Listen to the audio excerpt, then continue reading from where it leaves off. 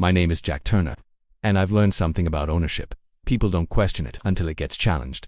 Silver Creek Marina looked like control. Everything about it felt organized, measured, managed, signs posted at every entrance, rules printed in bold, numbers assigned to every slip, and a quiet assumption running underneath it all, that the HOA owned everything you could see. That assumption lasted for years, long enough to feel real, long enough that no one checked it anymore.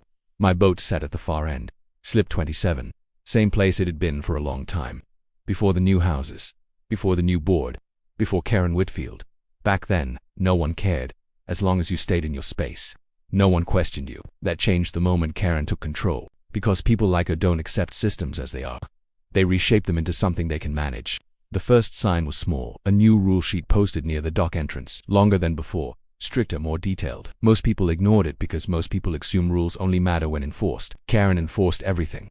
The notice on my boat came 2 days later, bright, impossible to miss. Unauthorized vessel removed within 48 hours. I stood there for a moment, reading it once, then again. Not because I didn't understand it, but because I understood it too well. It wasn't about the boat, it was about control.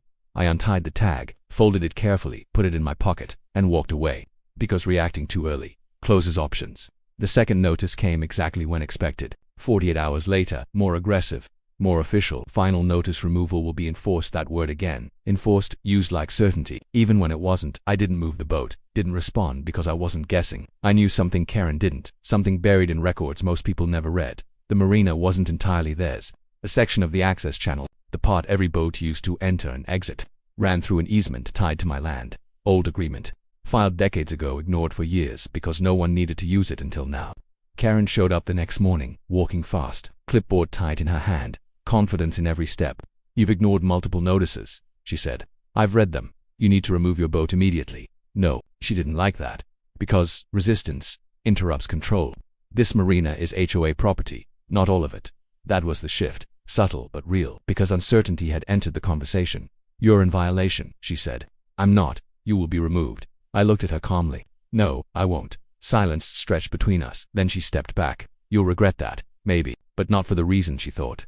2 days later, they acted early morning. Contractors arrived before most people were awake, untied my boat, moved it out of the slip, relocated it to a holding position near the outer dock. No notice, no permission, no authority, just assumption. I watched from a distance, didn't interfere, didn't stop them, because sometimes you need someone to go far enough that they can't step back. That evening, I pulled out the documents, old maps, boundary records, easement filings, everything I had kept over the years, because land doesn't forget, even when people do. The easement wasn't minor. It wasn't optional. It was central. Without it, half the marina had no legal access to open water. That was the part Karen never checked, because she never thought she needed to.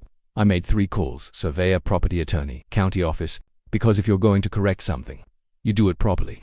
The survey took 2 days, precise, detailed, measured down to inches, lines drawn where assumptions used to exist, and when it was done, there was no confusion left. The access corridor belonged to the easement, my easement. I filed enforcement. The next morning, official recorded. The change was immediate. Access didn't disappear. It became controlled, defined, conditional for the first time. The HOA needed permission to use what they thought they owned. Karen showed up within hours, faster than expected.